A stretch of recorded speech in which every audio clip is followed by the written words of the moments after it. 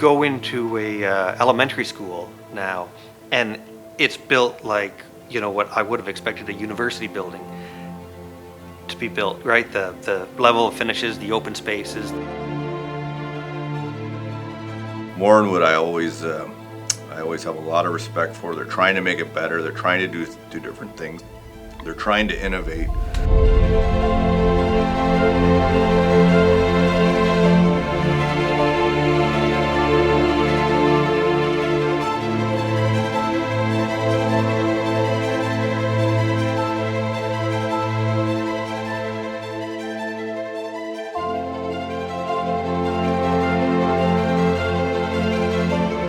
When you come through the front door of our shop, there's an illuminated sign up on the wall, and it says, "Challenge us."